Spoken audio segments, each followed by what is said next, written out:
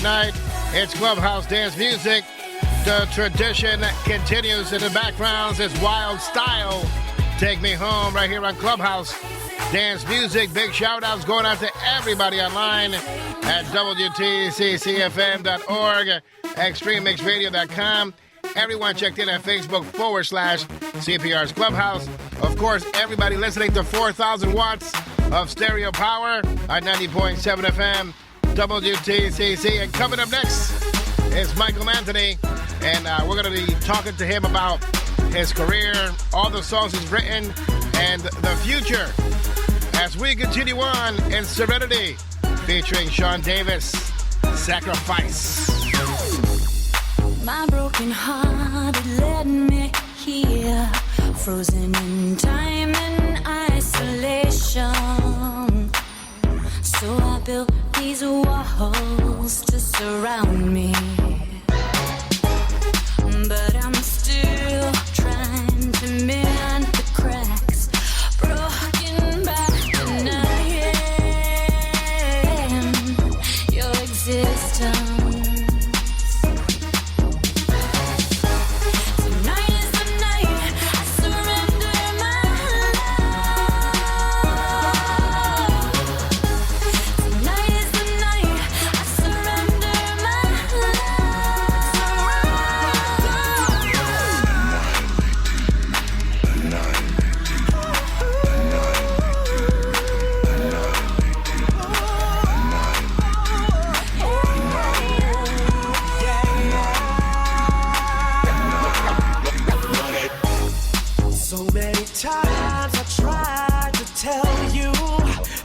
Walked on by.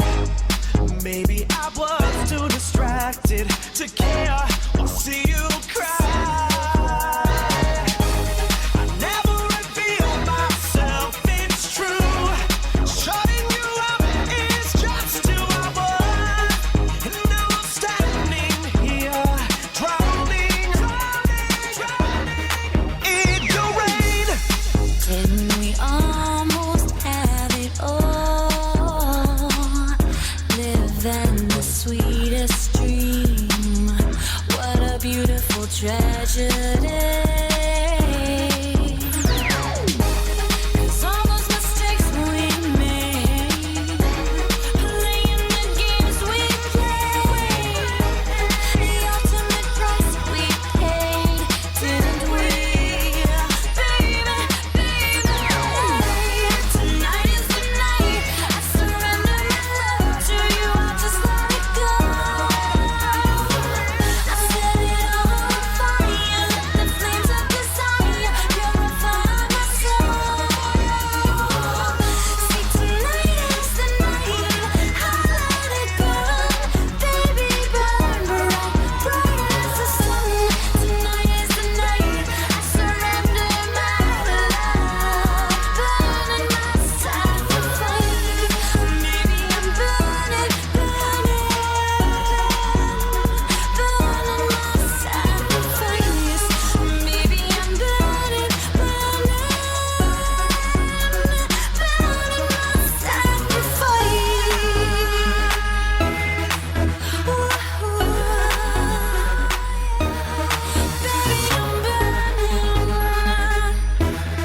Baby, I'm burning, burning my sacrifice.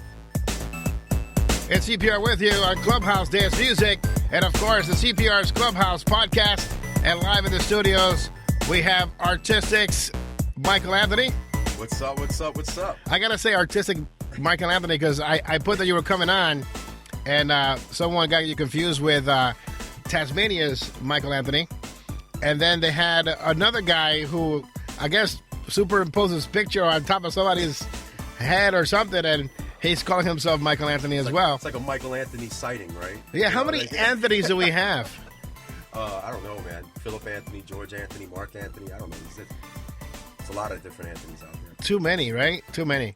Well, you're the one that is responsible for a lot of the mainstream hits for freestyle. As a matter of fact, if I were to go down the list, I see right now Little Susie, Till the End of Time. You wrote that song. Yeah, with Victor Franco, actually. 1994. Yeah. It's been a while. It's been that long already. I know. 20th anniversary this year of Artistik Records. Yep, that's exciting because I'm hoping that Willie Valentine, we started this a long time ago. You were there. I mean, in the beginning, we got a lot of a lot of respect to the Massachusetts region because we got a lot of artists from here that really contributed to that album. And I'm hoping that we can get back in the studio and really make some magic happen and take it, kind of finish the quest that we started. So, just to go down the list, you wrote Till the End of Time for Little Susie.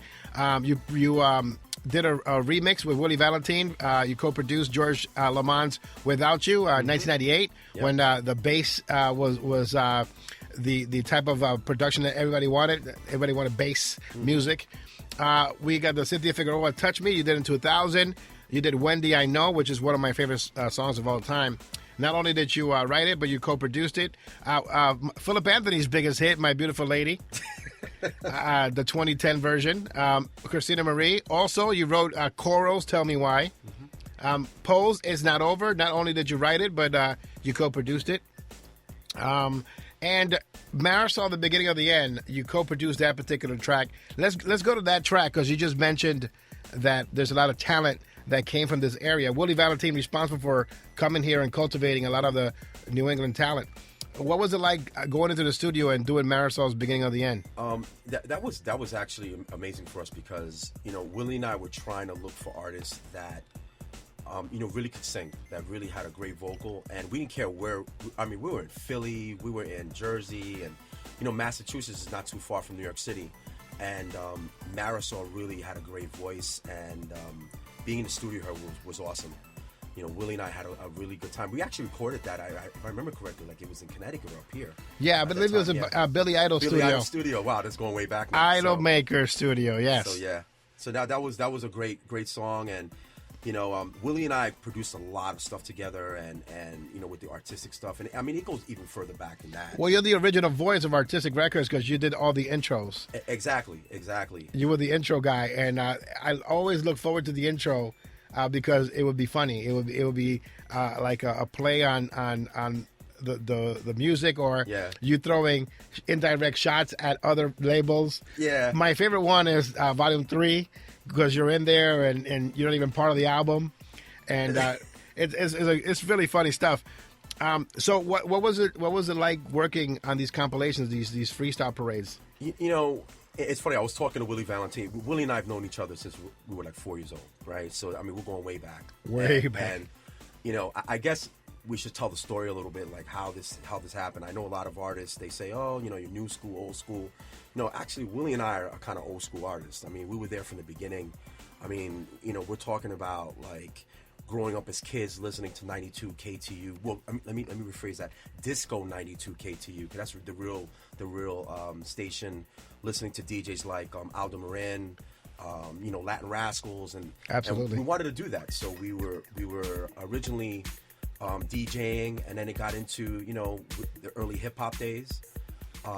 Rap. That's kind of like where it started for us. We wanted to be rappers and African Mabata and all those great records. And living in the city, Manhattan, we were exposed to all the clubs too. So like we had like the Funhouse, the Heartthrobs, 1018s. I was roller skating in Roxy's and like all this. It was a great time for us. So we always wanted to get in the music industry. And that's where it started really. Started cutting and editing quarter-inch tape. With real Scotch tape because we couldn't afford. Yes, the reel to reel. Yeah. Some of you youngins out there don't know what the reel to reel is, but the way people edited back then is that they would record things on reels and then splice them together and then tape them together to make that sound. As a matter of fact, Jesus de Jus Vasquez still to this day is the king of splicing and using the reel to reel. To this day, he can go to an antique shop, get a reel to reel, and make a whole mixtape out of it. Oh wow, that's crazy. I mean, so that's the kind of stuff we were into then, and it just really turned into just us singing, DJing. I mean, I'm going back to like the days of like some people who were in the city at the time, Downtown Records, Rock and Soul, Vinyl Mania Records. We're talking about a lot of places that some of the younger new generation really don't remember because we're a little bit older, but that's kind of like what we were exposed to. Yeah, and there was nothing better than going to a record store and getting that 12-inch record and just Absolutely. playing the radio version, the extended mix, and then they would come in colors or they would have special edition versions. I mean, you just had to collect everything. As a matter of fact, if you go to the CPR mansion and you go into the one room, an entire room of just collectible freestyle records. Vinyl. Just vinyl, and more vinyl. And probably 8 tracks too. No 8 tracks. No. That's at my father's house. He called me a couple of days ago and tells me that his 8-track player doesn't have a rewind button. I'm like, yeah, because it only has a forward button. If you want to listen to your favorite song, you got to drive around the block a few times. So that's how the compilation started. I mean, it was, we wanted to do something different that wasn't out there. A lot of the labels were just doing, solo artists or whatever, the Johnny O's, the Cynthia's of the world. And Willie and I just really wanted to do something a little different. And it wasn't just us. There was a lot of other people that were involved in it at the time. And, we came up with this compilation. We wanted to do something a little different for everyone. Good artists. So Lorenzo really kicked it off. He was the first one that was featured on our Artistik Records 20 years ago. He was featured on the Tasmania. The label put out a 12-inch, but they never released his song on a compilation for some reason. Like, why would you leave a good song out like that? I'll never get it. Yeah, it was like the turning point of like where club music was going at the time. Yeah. And George Anthony and myself, we actually sang backgrounds on that song. I was there throughout the whole time with Willie when we were producing it, and it was a great record for us. That was kind of like, I think it started even before that when we did One True Love Affair. Yes. And Willie Valentine, and it goes even further than that. But I guess we can talk about that later. Yeah, Willie Valentine. I met him here in downtown Springfield. He was here with Randy Kendall. Dustin Rhodes, I used to call him because he looked like gold dust. And he had the coiffed hair, you know what I mean? Perfect. Yeah, it would not move. He would sweat. He would run around. He would do jumping jacks. Not one that he had the wind tunnel tested hairdo, So we're going to talk about that right now because that was supposed to be the first thing I discussed with you. I just played For Always. Okay. It does say Randy Kendall on it. Randy Kendall's a real person, but it's actually your vocals. Yeah. And there's no Randy Kendall anywhere on that record. Yeah. At all. It's kind of interesting, right? Yeah. It is interesting. How did that happen? And please don't give me he fell asleep and he woke up and he couldn't sing, and because there was a lot of different stories. I want the real, true freestyle Hollywood story. Well, the real true story behind that was, Willie and I started getting calls from a lot of different labels, right? We were working with Mick Mac. We wanted to start branching out to other labels, so Metropolitan was one of those labels. So Randy at the time, his name is Randy, Yep. He basically wanted to get into the scene. He wanted, just like a lot of artists back then. Yeah, he had the looks, but didn't have the vocal talent, right? Yeah, pretty much, right? So you said it. So basically what happened was we were trying to figure out a way how we can get a vocal down. It was actually a demo. I demoed a vocal for him, and he was sleeping. And we put him, in the studio, and it just never happened. It just never happened to the point that we were like, wow, he really can't cut it. So I never really got a chance to do the vocals over. So if you listen to it, some of it's pitchy or whatever. And it became one of the Metropolitan loved it. It became one of the most popular songs on Metropolitan. As a matter of fact, it sold a lot of copies. Yeah, it's funny. I was at a show one time. It was like in South Jersey. I forgot, was it Texas or South Jersey? There was a guy performing it. Right, and I'm looking up, and I'm just like, wait a minute, that's not even Randy or even me. So, like, what's going on? Like, what's going on here? The reason we found out that it was you, and it wasn't Randall, it was because we booked him here, and he didn't have a show tape. What he did was he had the 12-inch record. So we put on the 12-inch record, and because we were on a stage, people were dancing and skipping around, and he was the biggest perpetrator because he had the boots. You know what I mean? He got the Bull of the Woods boots. So he's jumping up and down, trying to pick up women and bringing them onto the stage, and his record's skipping. So then his vocals are not matching his performance or his voice. No one ever told me that, actually. Yeah, and I got it on video. And VH